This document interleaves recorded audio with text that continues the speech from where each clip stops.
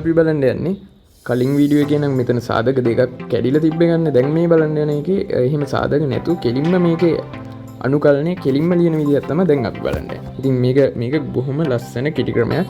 මතක තියාගත්තොත් අපිට කරන් හරියට කියලා බලන්න ලේසි. ඉතින් දැන් මේකෙදි මුලින්ම ඩෙල්ටා හොයා ගන්න ඕනේ.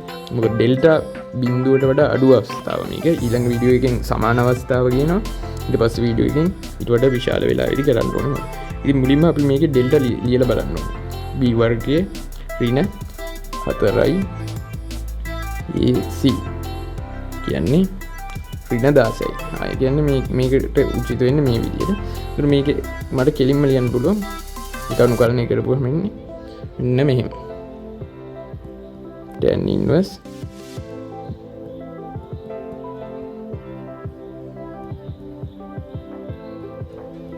තමයි උත්තරේ.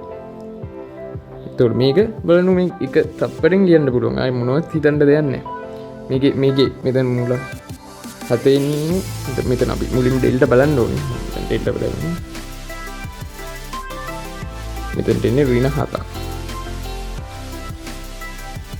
ඍණ 7 කියන්නේ බිඳුවට වඩා කුඩා එකක්. ඒතකොට මේක කෙලින්ම මේ විදිහට කරන්න පුළුවන්.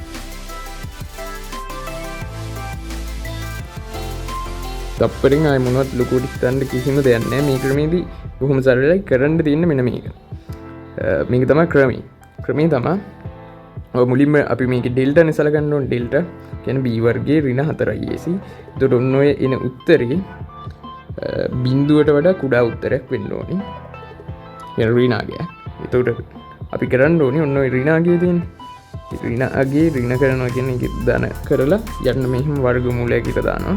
ඒකෙන් ඕනේ 2 යට. එතකොට 2 බෙදීම මේක වරක් tan inverse වලින් තමයි ඊළඟ කැලෙන්නේ. මෙන්න මේ තියෙන ප්‍රකාශය වර්ගජ ප්‍රකාශය කෙලින්ම මෙතෙන්ට අවකලනය කරලා දාන්න ඕනේ. d යට dx කරලා මෙන්න මේ රවුන්ඩ් කරු ප්‍රකාශය බෙදන්න ඕනේ ආපහු අර ඍණ ඩෙල්ටා ගේ. ඉතින් ඕක තමයි ක්‍රමය. බොහොම සරලයි. මේ ක්‍රමයට ඔයාලා මේකත් උත්සාහ කරලා බලන්න ඕනේ. ඉතින් මේ වගේ ක්‍රම ගොඩක් ඔයාලට වැදගත් වෙනවා. මොකද ප්‍රශ්නේ හදනවා වගේ මේකේ උත්තරේ හරි විදිහට චෙක් කරගන්න උනත් නැත්නම් එකපාරම ලියා ගන්න උනත් මේක වැදගත් වෙනවා. ඉතින් අනිත් වීඩියෝ ටිකක් බලන්න මේකේ ඊළඟ ක්‍රම ටික වැඩ කරන හැටි. ගොඩක් ලස්සන ක්‍රමයක්.